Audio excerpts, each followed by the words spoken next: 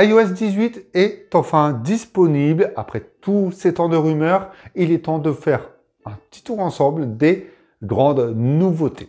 Pour info, j'ai installé la version bêta, ce qui m'a permis de pouvoir tester tout de suite les nouveautés et de pouvoir vous dire ce qui, en gros, ressort vraiment. Et je ne vais pas vous cacher que c'est ce qui a été grandement présenté parce que oui, petite déception, on va commencer par ça, il n'y a pas de grande refonte du design, à part quelques petits arrangements arrondis qui auraient été faits.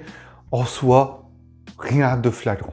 Première chose, la customisation, la personnalisation évolue et au grand bonheur de la plupart des utilisateurs iOS et notamment Android aussi, on peut déplacer les icônes là où l'on souhaite sur l'écran d'accueil. Ça faisait plusieurs années que l'on attendait ça et c'est enfin disponible. On va pouvoir enfin personnaliser l'écran d'accueil comme on le souhaite. La deuxième chose, c'est l'adaptation des icônes face au thème sombre ou au thème clair que l'on utilise, de façon automatique selon le thème employé, mais surtout, on pourra modifier globalement les couleurs de celle-ci. À savoir que si on adopte le thème clair ou le thème sombre, eh bien, le fond des icônes, les icônes déjà de base d'Apple, prendront en compte ce thème. La troisième chose, la taille des widgets sera redimensionnable, soit depuis un appui long dessus, soit avec les mains. Et ça ajoute un petit plus à la personnalisation d'iOS.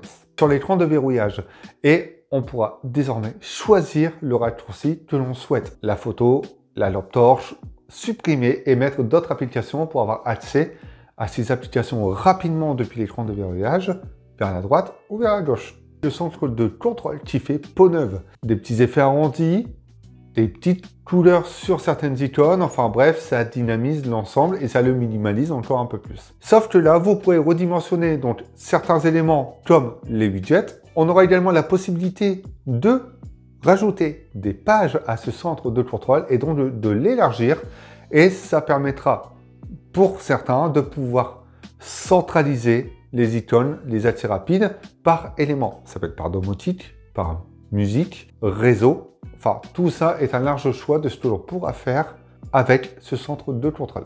On pourra aussi ajouter et supprimer des éléments, bien entendu. On pourra verrouiller des applications et il faudra bien entendu avoir Face ID ou Touch ID pour pouvoir y accéder.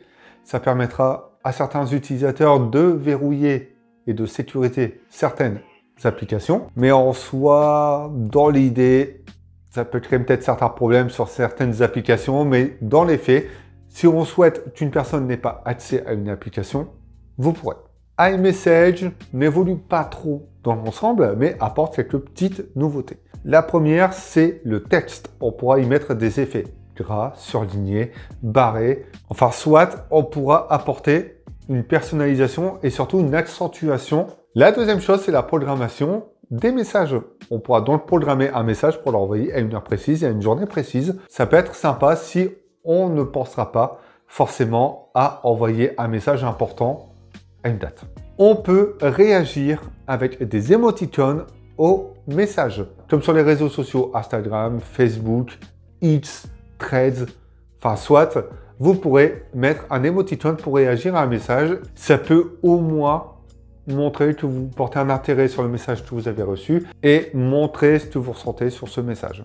Dernière chose, iMessage sera compatible RCS, ce qui permettra d'avoir une meilleure compatibilité des messages entre Android et iOS.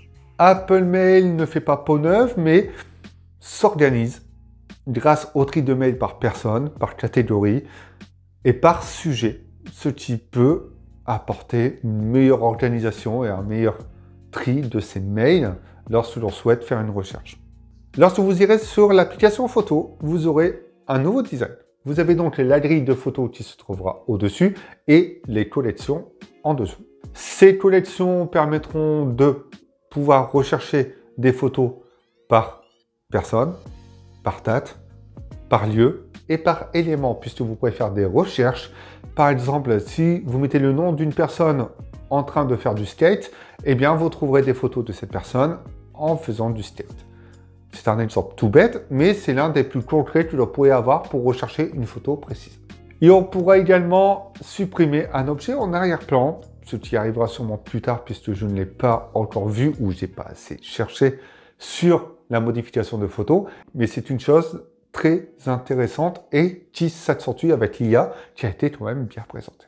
Et cette IA sera présente, série est améliorée, va permettre d'accentuer les recherches, d'accentuer des modifications et d'accentuer également ses réactions. Donc l'IA est vraiment au centre d'iOS 18. D'ailleurs, Apple s'est vraiment plus centré sur l'IA et sur la personnalisation que sur d'autres éléments.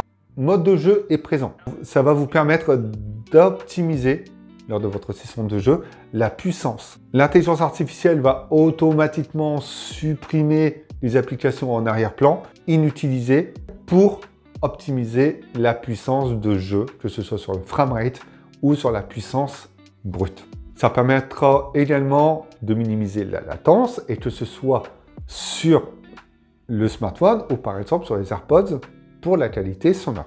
L'application Réglage fait une petite peau neuve. Il y a une refonte qui, on va dire, organise mieux les menus et surtout enveloppe via ce petit réglage application toutes les applications et on n'a plus ce long menu à l'infini.